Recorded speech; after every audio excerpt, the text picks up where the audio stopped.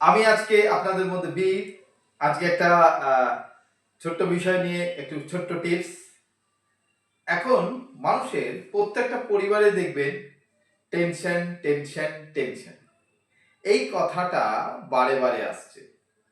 এবং কোনো ফ্যামিলি, এমন কোনো পরিবার নেই যেখানে টেনশন নেই। সবার মধ্যে একটা টেনশন তৈরি হচ্ছে।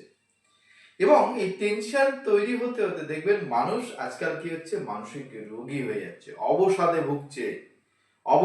অবসাদ এসে যাচ্ছে। অবসাদ থেকে বিভিন্ন প্রকার আমার ডিসঅর্ডার আসছে বা আমাদের ডিসঅর্ডার আসছে। দেখবেন এগুলো আসছেই আসছে আজকাল, এবং এটা বেশি বাড়ছে। তো আজকের যে বিষয় টেনশন, এই টেনশন, একটা কথা একটু সকলেই মনে রাখবো যে নো টেনশন। হতাশ হবেন না। যে কোনো পরিস্থিতিতে পড়ুন না কেন, হতাশ একেবারেই হবেন না। হতাশাকে তাড়িয়ে দেবেন। হতাশা থাকলেই কিন্তু জীবন আগে যাবে না। তো আজকে যে বিষয়টা নিয়ে আলোচনা করব, বিষয়টা হচ্ছে টেনশন। অর্থাৎ টেনশন মানেটা কি? এই যে টেনশন কথাটা লিখেছি, টেনশন মানেটা কি? টেনশন মানেটা হচ্ছে আমরা যখন কোনো সমস্যায় পড়ি, সমস্যায় পড়লে তখন আমাদের ভিতরে যে আগুন একটা জ্বলতে থাকে, একটা উদ্বিগ্নতা কাজ করে, একটা হতাশ কাজ করে, একটা অ্যাংজাইটি কাজ করে, এবং এগুলোকে নিয়েই কিন্তু তৈরি হয় টেনশন। টেনশন, আরেকটা কথা আমরা বলি যে টেনশনের আরেকটা নাম আমরা বলতে পারি কি, আমাদের প্যানিক ডিসঅর্ডার। এই যে প্যানিক হতে পারে, সেই প্যানিক, সেটাকেই আমরা টেনশন হিসাবে ধরি। কি হবে, হবে তো, এটা করতে পারবো তো, এটা আমার জীবনে না হলে কি হবে, এই যে হতাশা, এই যে বিষয়টা, এটাই হচ্ছে টেনশন। আর আগেই তো বললাম টেনশনটা কি। এবং এই টেনশনের, এই যে প্যানিক ডিসঅর্ডার বা এই যে টেনশনের অ্যাডভান্স আরেকটা কথা আছে, অ্যাগ্রোফোবিয়া। এই যে অ্যাগ্রোফোবিয়া, আমরা বলি অ্যাগ্রোফোবিয়া। অ্যাগ্রোফোবিয়াটা অর্থাৎ আমাদের কি কারণে অ্যাগ্রোফোবিয়া হয়, তার কতগুলো কারণ আমরা অনেক কিছু এই ব্রেনের মধ্যে চিন্তা ভাবনা করি, আগের থেকেই চিন্তা ভাবনা করি। তো এটা কিভাবে বোঝাবো? ধরুন ধরুন আপনি এই ঘরের মধ্যে রয়েছে, আমার এই ঘরের মধ্যে উপরে একটা ফ্যান রয়েছে, এই ফ্যানটি ঘুরছে, ধরুন এবার ফ্যানটি ঘুরছে, আমি ভাবছি আরে ফ্যানটা যদি আমার মাথায় ভেঙে পড়ে।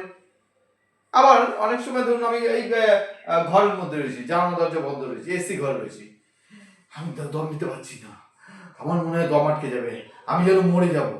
এই জিনিসগুলোই যখন, এটাকে বলে অ্যাগ্রোফোবিয়া। আগের থেকেই কিছু চিন্তা ভাবনা করে নেওয়া।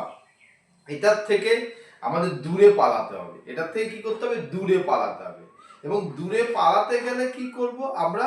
আগের থেকে এগুলো টেনশন করব না। তার কারণ টেনশন থেকে অ্যাডভান্স স্টেজ অ্যাগ্রোফোবিয়া, এবং এটার থেকেই কিন্তু আমাদের ডিপ্রেশন তৈরি হয়, বিভিন্ন হতাশা তৈরি হয়, এবং পিছন দিকে আমরা পড়ে যাই। তাহলে জীবনে যে ঘটনাই আসুক না কেন, আমরা সেটাকে কি করব? এগিয়ে নিয়ে যাব। এবং এই টেনশন তাড়াতে গেলে আমাদের কি করতে হবে?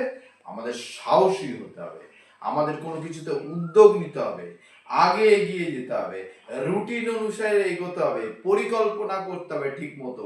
তাহলে দেখবেন আস্তে আস্তে আস্তে আস্তে এই টেনশনটা কাটছে। সব থেকে একটা বড় কথা হলো, টেনশন কাটাতে গেলে সাহসী হতে হবে। কি হবে জীবনে? জীবনে হেরে গেলে আবার উঠতে হবে, আবার আমি উঠে আবার দৌড়াবো, কোনো অসুবিধা নেই তাতে। টেনশন জীবনে থাকবেই, হতাশা থাকবে, সমস্ত বিষয়টা থাকবে, কিন্তু এগুলো নিয়ে আমাদের জীবনকে এগিয়ে নিয়ে চলে যেতে হবে। এবং এই জিনিসটা যাদের ভিতর বেশি হয়, যারা আগের থেকে অনেক কিছু ভাবেন। একটা ছোট্ট কথা বলি, ধরুন আপনাদের বাড়িতে পরিবারে প্রত্যেকে আছে, ছেলে মেয়েরা প্রত্যেকে স্কুলে যায়। ধরুন আপনি গার্জিয়ান হিসেবে ভাবছেন, কি ভাবছেন? আমার ছেলেকে আমি স্কুলে দিয়েছি, এবার আসার সময় যদি কিছু হয়ে যায়, যদি কোনো গাড়িতে ধাক্কা লাগে, যদি কিছু কেউ মেরে ফেলে, এইরকম এই যে জিনিসগুলো, এইগুলোকে অ্যাগ্রোফোবিয়া অর্থাৎ অ্যাডভান্স স্টেজ। এইগুলো কোনো সময় চিন্তা করবেন না। জীবনে অনেক কিছু সামনে আসবে, সেটা সম্মুখীন হতে হবে। জীবন সম্মুখীন হলেই ফিয়ার কেটে যাবে, অ্যাংজাইটি কেটে যাবে, এবং ওই বিষয়টাকে না দেখা পর্যন্ত কিন্তু আমাদের পরিষ্কার জিনিসটা হয় না। আগে থেকে টেনশন করবেন না, টেনশন নেবেন না, no tension, make your success happy. Please please, এটা কিন্তু সকলকে অনুরোধ, টেনশন করলে জীবনে কিছু হবে না। হতাশকে তাড়ান, হতাশকে তাড়ান, হতাশকে তাড়ান। আজকে আপনাদের মধ্যে আমি বীর। নমস্কার, স্যালুট সকলে।